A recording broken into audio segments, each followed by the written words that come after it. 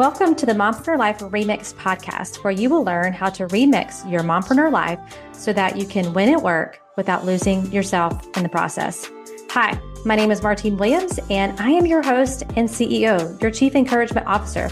And this podcast is your one-stop shop to creating a burnout-proof life and business and elevating your clarity, confidence, and courage. Friends, it's time to say goodbye to being the yes girl and hello to creating healthy boundaries, healthy mindsets, and healthy habits. Your next breakthrough starts here. This is the Mompreneur Life Remix podcast. Let's do this. How does ADHD affect life as a mompreneur? How is it impacting your life? Have you had a formal diagnosis? How does it show up for you? What tools and strategies could you be using in your business and life to support your ADHD brain? Well, all of those things and more we're going to be talking about today on the episode with Dr. Anna Burns. So let me tell you a little about her. She's an ADHD coach for ADHD moms. She has had a decade of experience as a pelvic health physical therapist and a degree in psychology, and has combined her love of the physical, mental, and emotional aspects of living with ADHD into her one-on-one and group coaching program. She provides strategies, tools, clarity, and accountability to help fellow ADHD moms like herself create a life that supports the brain so they can show up authentically in life with more energy, less overwhelm, and more self-compassion. Amen to all of those things. So you're going to love this episode. So without further ado, let's do this. All right, friends, I am so excited about today's Turquoise Talk guest, Anna Burns. Thank you, Anna, so much for coming onto the show. Thanks so much for having me. I'm really excited for this conversation. Yes, and this conversation could probably go on for hours. And so we're going to try and streamline it down a little bit. But for those who are just getting to know you, tell us a little about you, your family, and how you got into entrepreneurship. Yeah, so I am an ADHD coach for ADHD moms, and I started my own business. I guess it was out of COVID. So I had been a physical therapist for many years working with pelvic health clients. And then when COVID hit, I had my baby in May of 2020 and decided I was going to start working for myself. And so launched my own virtual PT practice. And then not long after my son was born, I myself was diagnosed with ADHD. And that was a huge both relief, but also a game changer for how I went about prioritizing my energy and my time. And so the more I delved into ADHD, what it looks like in women, how it affects business, how it affects how we show up in our lives across all realms, the more I thought, you know what, there's not enough information out here that's readily available for women. And so that's where I decided to really double down and turn my virtual practice into an ADHD coaching practice. And so that's, I never thought I would own my own business. I had clients in physical therapy be like, oh, you should go out on your own. And I'm like, no, I don't want to do that. But then, it kind of it was just kind of a no-brainer.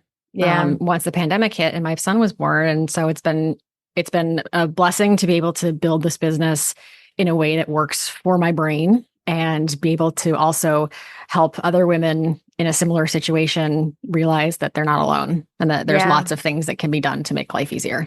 Yeah. I feel like that's such not just in the ADHD world, but I think just in women's health in general, like it's almost become acceptable, like, oh, I'm ADHD or, oh, I'm in hustle mode or in burnout. It's just like become accepted. Even like I know you've probably been seeing all the trends on hormones and hormone imbalance and all of those things. And it's just, I feel like a lot of times women just accept, what you want to accept where you are, but also you don't have to live in misery because of whatever that is. If hormones are imbalanced or you do have ADHD, like you can learn how to create a life that's still fulfilling for you and not and have the shortcuts, like meeting people like you who can give you some really helpful tips. So I don't know if you see that in like the women that you work with. It's almost like we accept it as just, well, everyone has that. So I'm just going to tough it out, right? And figure it out on my own or not get the help we need, which is a whole nother episode we could talk about with women Yes. not getting the help that they need. But it's like, I am passionate, as I'm sure you are too, to help women to see that there are so many options out there for help. Exactly. And I think the thing about women is that we tend to present very differently in our Mhm. ADHD than men do. So we think of little boys bouncing off the classroom walls, Yeah. getting the ADHD diagnosis, but girls typically tend to have a more inattentive type. And so we might have racing thoughts, but we also look like we're daydreaming. We're not listening. We're losing things. We're forgetting things.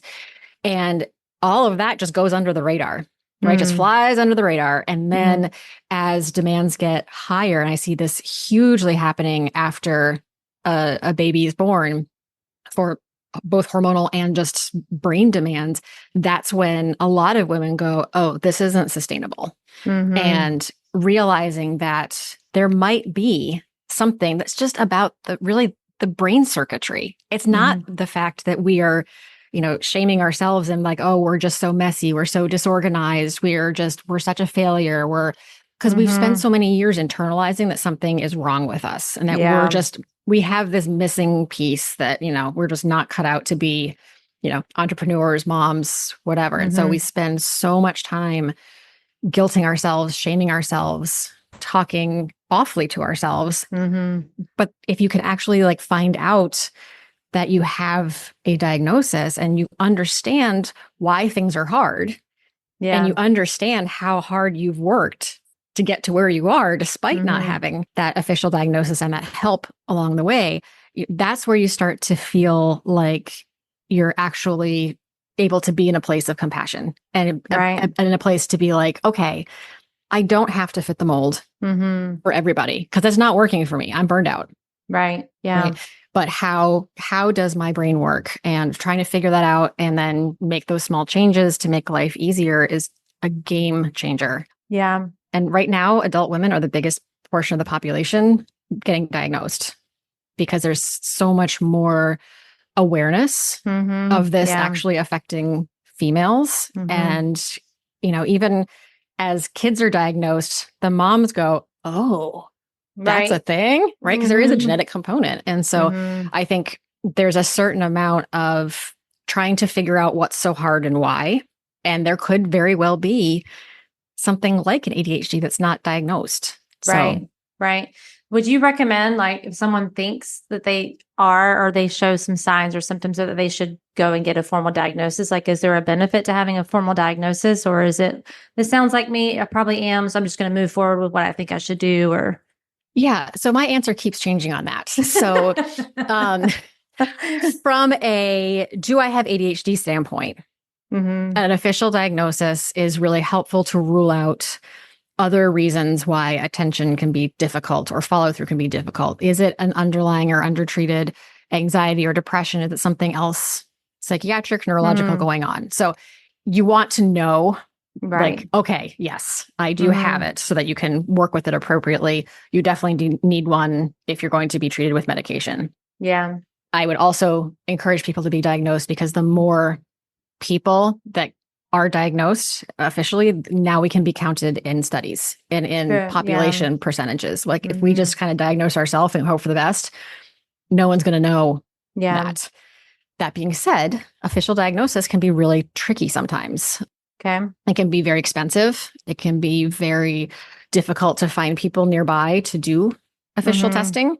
So there are a lot of barriers that come into getting an official diagnosis and treatment. So, if you think you have ADHD, read about it, find more about it, get yourself in, surround yourself with groups of people who are neurodiverse. And you might find that there are some strategies in there that you may or may not have ADHD, but those strategies might be really helpful for, however your brain works. And if you can get the relief and the strategies and the support, in the end, that's what we want. Yeah. Right? Well, and even just to be like, I'm not alone. You're going to see someone in that community who looks a lot like you. She's not you, but she looks a lot like you, and you're like, okay, I don't have to struggle through this alone. I think especially as entrepreneurs, sometimes we're solopreneurs, especially in the beginning. And so it can feel very lonely and isolating. And I think our always default could be like, what's wrong with me? Like Right. it's not the strategy. It's like, what's wrong with me? Why am I not getting the result, or what am I doing wrong? And it's Right. not about right or wrong necessarily. It's, what are some of those tweaks? And let's, like you said, conform your business and your strategy to your brain. Right. Exactly. And once you can kind of get to that point where you can make those changes, like you're going Yeah. to fly. You're going to just totally fly because you're making those things that support your brain. And now instead of fighting so hard, now you've got the brain space to be yourself authentically. You put Mhm. yourself out there, you put your energy out in the world, and great things come. Yeah. Yeah. Yeah. So tell me a little bit about how it affects the life of mompreneurs are my main audience. So Yeah. when you think about ADHD and how it impacts their, not just the business, but their life, kind of share some of that with us. Yeah. So by nature, Mhm. ADHD people tend to be are really good entrepreneurs, right? Because Yes. we're creative, we love trying new things, we can pivot really easily. So I think there's a certain amount of a gift, right, in entrepreneurship that Mhm. that ADHD can bring.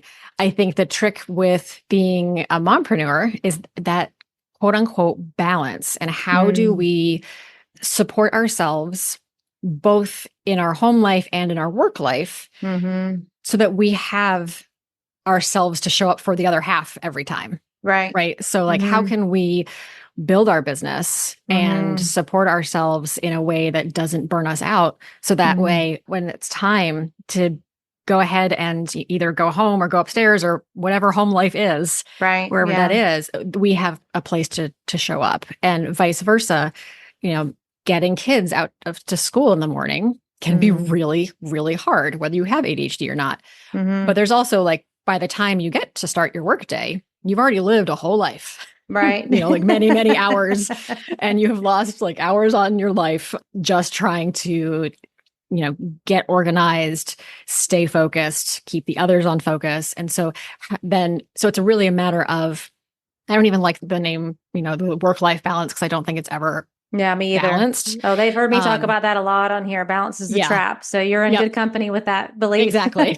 Exactly.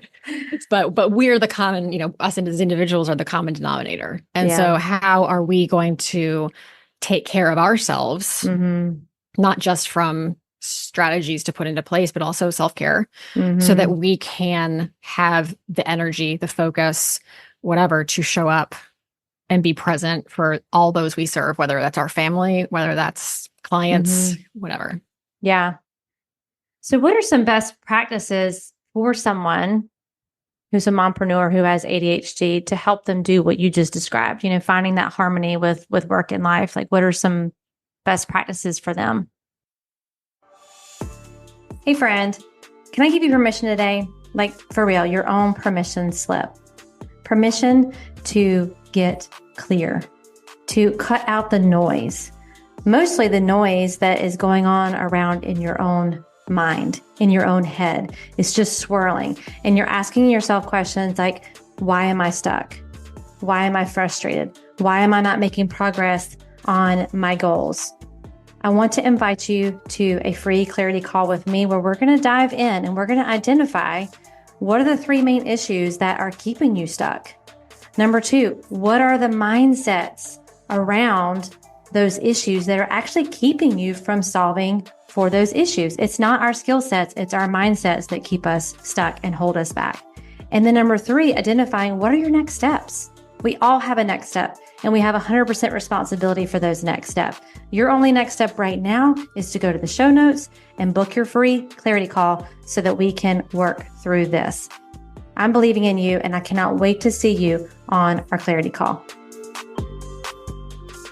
Yeah. So I would say that the biggest areas where I see mompreneurs struggling are things with time management. Mm-hmm. So, how do I get everything done? My to do Mm-hmm. list is 1,000 miles long. This Mm-hmm. also kind of runs into learning to prioritize Yeah. and trying to figure out, okay, I only have so much brain power at this Mm-hmm. time of day, and I only have this many hours. Mm-hmm. So, what do I actually need to focus on? Because sometimes it's so easy with ADHD. We are like, oh, now let's go down this rabbit hole. Oh, and now let's do this. But at the end of the day, you're like, oh, well, I Mm-hmm. just I could have used my time a lot more efficiently. Yeah. I started a lot of things, but I didn't finish a lot of things. Exactly. And so kind of learning time management strategies to either start a task, finish a task, or just to stay out of that, we call it ADHD paralysis, where you have just so many choices and so many things to do that you freeze. Yeah. Right. Yeah. And so that's a big area where I see a lot of moms struggle. And I think part of that too is just we have so many things that are going in our minds. And so I really encourage moms to brain dump, like put your to-do list out there, whether it's in a journal, on a piece of paper. I put up a whiteboard in my dining room to do my brain dump. So that way my husband can see everything that my mind is working on. And so by making that quote unquote public, now he can see what's going on and he can go, oh, you're really stressed. Here's something I can do to take that off your plate. Right. Instead of me having to go and ask and ask and ask. Because sometimes you'll get to a point where you're just like, it's just easier for me to do it myself. Right. I think a lot of people fall into that camp. Yeah. Yeah. Yeah. So really kind of making your internal, dialogue, ideas, stresses, and putting it out there so that way you can see it, others can see it. And then you're really able to kind of move things around, prioritize a to-do list, look at a schedule. How do you, with ADHD, it's really hard to switch tasks. So, if we've got our email popping up every 2 minutes, every time we see what email is coming through, we've lost focus on what we're doing. So do we need to time block, say, okay, I'm going to do emails for 30 minutes at this time in the day, and then I'm going to turn off my email and I'll go back and check it again, this afternoon or however you can. So figuring out those little time management pieces that can make a huge difference in people's ability to make progress and to stay focused on the goals.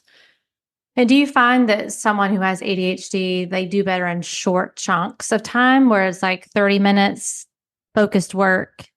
I was talking to a friend the other day. We were talking about this a little bit. I'm like, for men and women, I think, and it's not even just a gender thing, but I think some days it kind of is, like, we have like 100 tabs open on our computer at one time. A man opens and closes, but we have 100, right, on our computer. Right. I mean, I'm exaggerating, but that's what our brains look like too, a lot of time.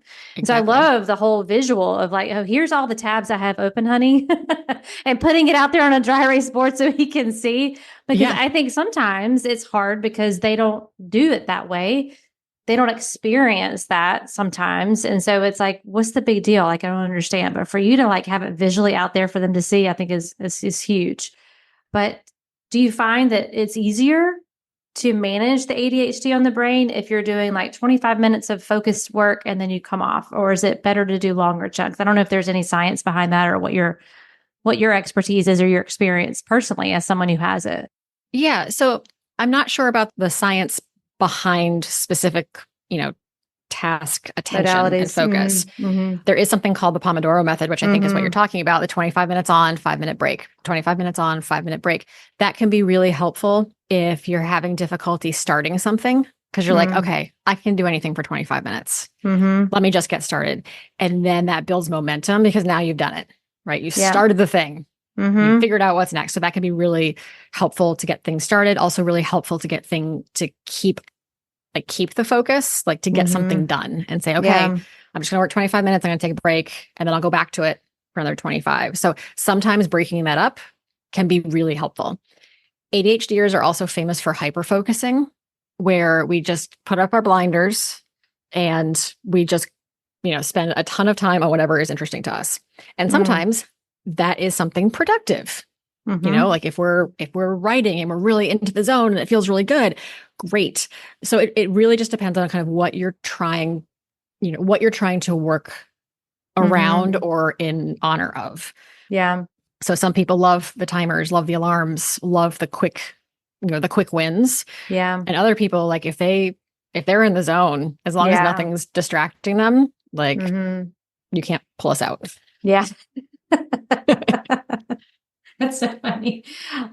Are there any other best practices outside of prioritizing and time management when it comes to ADHD? I find that pre-making decisions is really Mm, helpful. So whether it is meal planning and mm, taking just a few minutes at the beginning of the week to plan it out or plan it a month at a time, now you've taken the decision work out of what are we going to have for dinner every day yeah. this week. Yeah. For, clothing, Mm, if you have a hard time trying to decide what you're going to put on in the morning before go to that meeting or have this interview or whatever, do it the night before. So if mm, you know that like mornings are crunched, do it the night before. If you need to pack your lunches the night before, do it mm, so that way those times where you tend to get really, I don't even want to say flustered, but where the demands on your focus and your energy yeah. are really high. Mm-hmm. So like first thing in the morning, getting kids out the door, coming off of work and into home life is also a tough transition. So, what things can you have in place that you don't even have to think about because you've Yeah. taken that little amount of time Mm-hmm. ahead of time to now, to lighten that load. Yeah. So that can be really helpful not only for work but for home as well. Yeah. So it's almost like you're caring for your future self. Right. Right. Well, because the decision fatigue is a real thing, Yeah, absolutely. and I think we sometimes think wear a cape when it comes to decision making too. I'm like, oh, I'll be able to make that, or I'll be able to make that. And then it's just, they just pile up in our brain and our mind.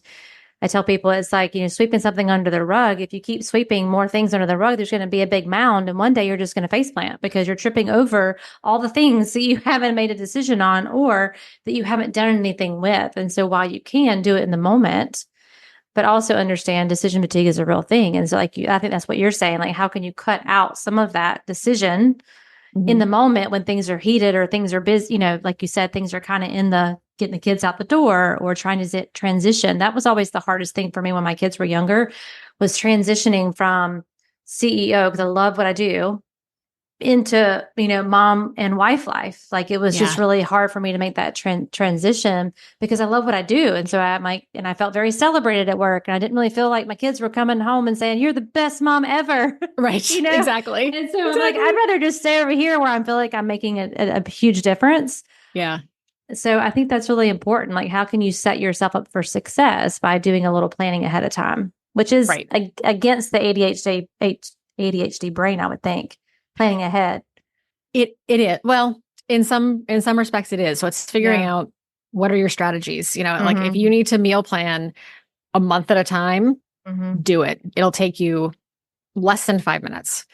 But think about how long it would take you every night to figure out Yeah. what to make, what do we have in the house?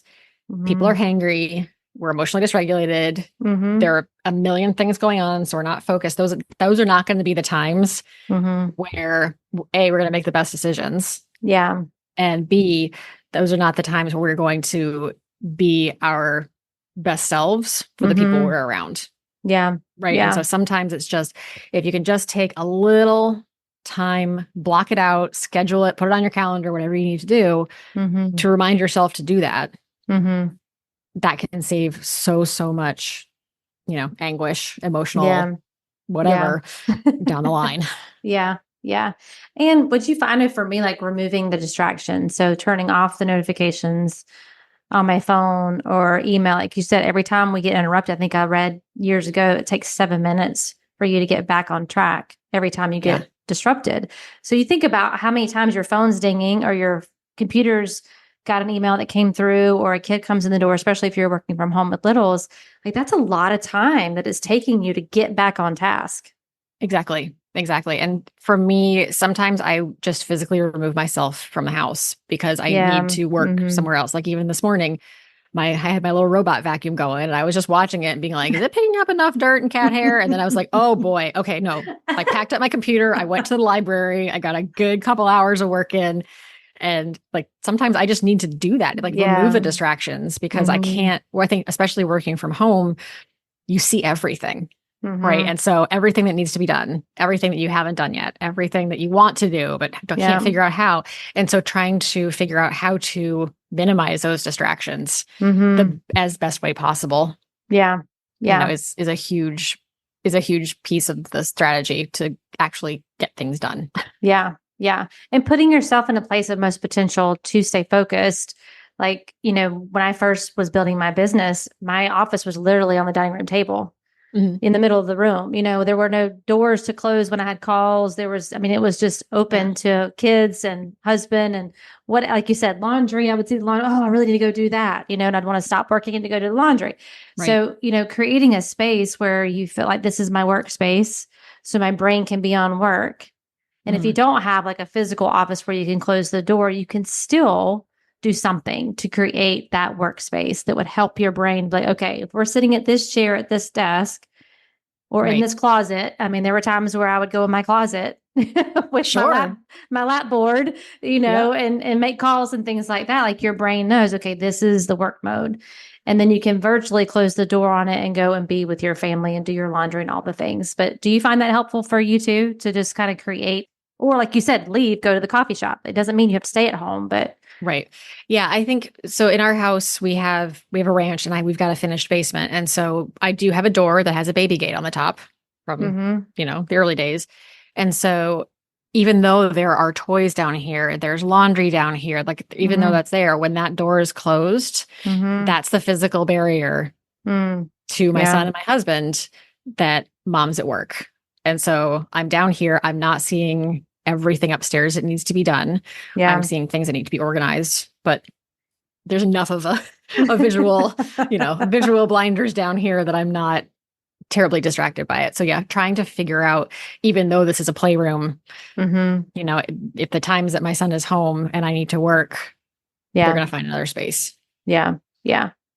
Is there anything else like nutrition wise, or do you find exercise or movement like that will, or meditation that could help maybe a mom who struggles with ADHD set herself up for success? So we've talked about some tactical things, Yep. like time management priorities, but is there a certain like nutrition or hydration, like do all of those come into play with this too to support them and help their brain out a little bit?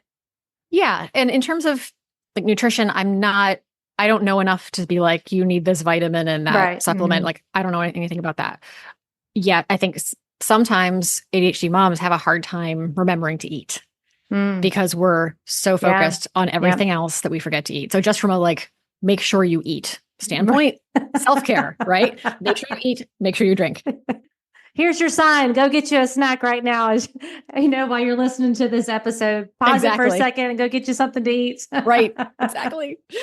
From an exercise standpoint, exercise is great for the brain in general. And so, anything that you can do, to get that heart rate up somehow is great. In terms of meditation itself can be really tricky for people with ADHD because we feel like we can't shut our brains down Yeah. or sit still for that long. Mhm. So finding other ways to be present and to be mindful. And so that might not be sitting on the floor, and Right. cross-legged. Cross-legged. Exactly. Yeah. Right. It could be, just having something to fidget with in your hand. It could be just trying to be inside your body and outside of your head. Because a lot of times we just have racing thoughts that are everywhere else but where we are right now. And so when we get into that, now we're kind of getting our nervous system, up and going. And now we're starting to get into fight or flight territory, which is not a great place to be forever. And so finding ways to bring yourself back to that kind of rest and digest when you find yourself spiraling. So, whether it's something tactile, whether it's something, you have a candle that smells good, whether you have fuzzy slippers that make you happy that you can wear on your Zoom call because no one sees them, like those little things that keep you present and keep you here can be really, really helpful just for the whole nervous system reset because we're just going all day, whether it's physically or in our brains. Yeah. So, and I think try different things. I think a lot of times sitting still and doing meditation or breath work to me, like the first I'm like, can't do that. Like that just feels so uncomfortable for me to do that because I've always been a driver and a doer. And so sitting still can be very uncomfortable. But I will say the more I have just invested in learning to do it and realizing the benefits of it and just allowing myself to feel uncomfortable, like this feels uncomfortable. I'm not used to doing this. It's it's been amazing. So for someone who's listening, who is like, same thing with journaling, like my friends have told me for years to journal. I'm like, no, I don't have time for that. Or, I don't know how to journal. It's a blank page that freaks me out a little bit. I don't even know what to write.